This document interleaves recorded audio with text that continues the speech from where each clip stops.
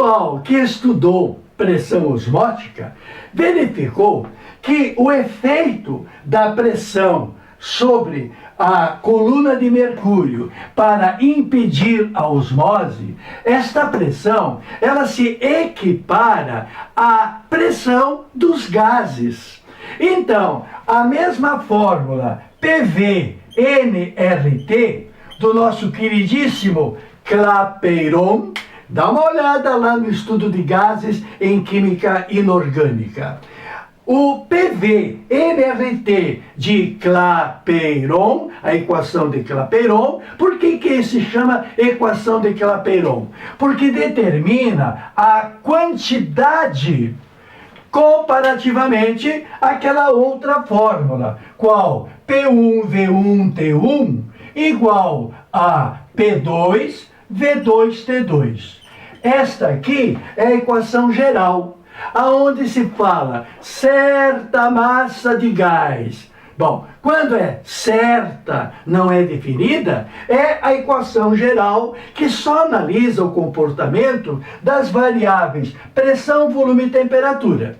Quando, porém, se fala de uma quantidade precisa de material, aí entra a quantidade de mol. A quantidade de mol refere-se a uma quantidade exata da substância, ou do gás, ou da solução que vai entrar na baila da pressão osmótica.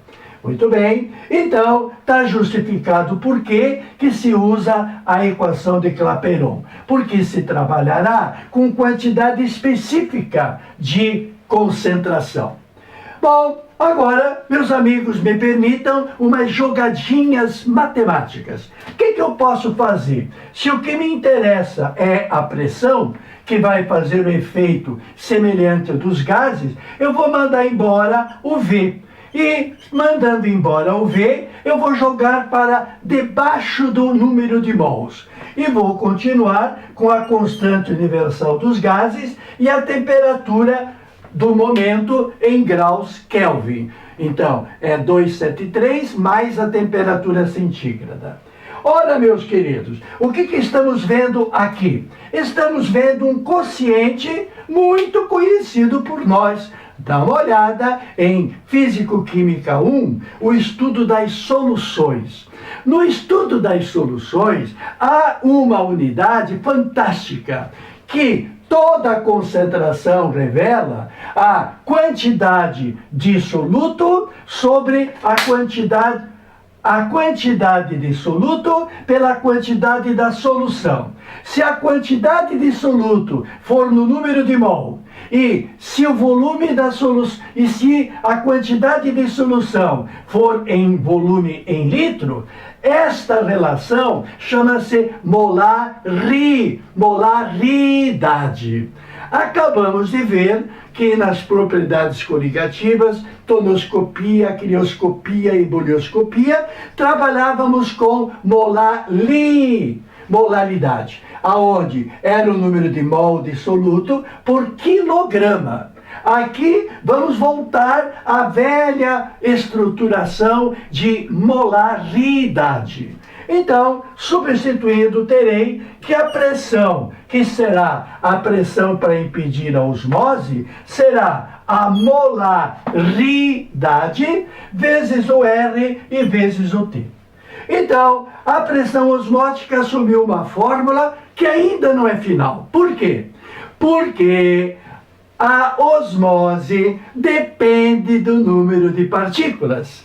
Se as partículas dissolvidas na solução for de uma substância molecular que não se dissocia, que não se ioniza, que não quebra dentro d'água, então eu digo que o fator de Van 't Hoff que vamos repetir corresponde a 1. Agora, se o soluto da solução, como nesse caso, nesta estruturação desse tubo de vidro recurvado, for cloreto de sódio, que vai dar dentro d'água um cátion e um ânion, e que dissocia 100%, porque ele é de metal alcalino, o I, nesse caso, valerá 2. Então, o fato de ter duas partículas, o cátion e o ânion, vai dar o dobro de efeito de haver uma partícula só. Quero dizer, se osmose é uma propriedade coligativa, acrescente o I. Para que a pressão osmótica seja bem medida, tu vai levar em consideração a concentração molar, tu vai levar em consideração o R0082, quando é atmosfera por litro por graus Kelvin, a temperatura absoluta em Kelvin, e tu vai levar em consideração o I. É o que eu vou fazer aqui. Para resolver esse problema, eu quero saber qual é a pressão osmótica do lado esquerdo. Com que avidez o açúcar, a glicose, chupa solvente. O C6H12O6 terá uma pressão osmótica que, se eu fosse colocar nesse desenho, a pressão osmótica provocaria esta altura do mercúrio. Para evitar que faça essa altura, eu faria uma pressão. Qual é a pressão que eu faria para evitar? Pressão para evitar, que na verdade, na sua essência, é uma pressão para puxar solvente. Com que força a glicose puxa o solvente? É o que eu vou determinar, a pressão 1 e a pressão 2. O que é pressão 2? A pressão 2 é pressão osmótica da solução de ácido sulfúrico. Com que avidez o ácido sulfúrico aquoso chupa solvente? Chupa, puxa, suga, recebe. Com que intensidade? Ora, para que eu determine esta maior que a outra, ou a outra maior que a primeira, eu vou colocar os valores do P. A pressão osmótica açucarada será a sua molaridade vezes a constante universal dos gases, vezes a temperatura absoluta, vezes o I. Aí eu vou determinar o quanto que é a pressão osmótica número 1. Com que avidez chupa solvente da outra solução. Da mesma forma, a solução de ácido sulfúrico vai ser medida da mesma forma. Eu vou calcular a molaridade dessa solução, vou multiplicar pela constante universal dos gases, vou multiplicar pela temperatura em Kelvin e vou multiplicar pelo I. Bom, vamos ser práticos. Quanto que é a constante universal dos gases? Vamos ver mais exercícios. O R é 0,082 ou será 62,3. Afinal, o R é esse número ou é aquele? Depende. Se o R for calculado em atmosferas, ou se o R for calculado em milímetros de mercúrio. Porque, como vimos, a pressão da atmosfera nas cabeças dos cariocas, uma atmosfera completa faz uma pressão equivalente a 760 milímetros de mercúrio. Então, utilizando na expressão 760, será 62,3, que é 760 vezes maior do que 0082. As outras unidades é litro nos dois casos e é Kelvin na -1 nos dois casos. Muito bem. Mas não esquenta a cabeça não, sem complicar. Descomplica! Nós fazemos isso. Descomplica. Se o R que eu vou usar é o mesmo R aqui e é o mesmo R lá, eu vou simplificar direto. Da mesma forma, qual é a temperatura dessa experiência? Nem está citada. Por quê? A temperatura do lado esquerdo equivale à temperatura do lado direito. Então cai fora, mané! Cai fora. Aonde que estará a diferença? Na molaridade. Ora, a solução açucarada, ela não é 0,2 mol por litro? 0,2 mol de soluto num litro de solução. Então eu tenho aqui 0,2 mol de soluto para 1 litro de solução. Enquanto que a solução ácida não te mete a provar o sabor dessa coisa aqui. O ácido sulfúrico, ele é tremendamente higroscópico. Ele chupa água da onde tiver. Por isso provoca queimaduras violentíssimas em todo o material orgânico. Bem, qual é a concentração molar da solução de ácido? É 0,1 mol por litro. Está perdendo, está perdendo. A concentração do ácido é uma concentração menor. A concentração da glicose é uma concentração maior. Porém, onde é que está a diferença essencial?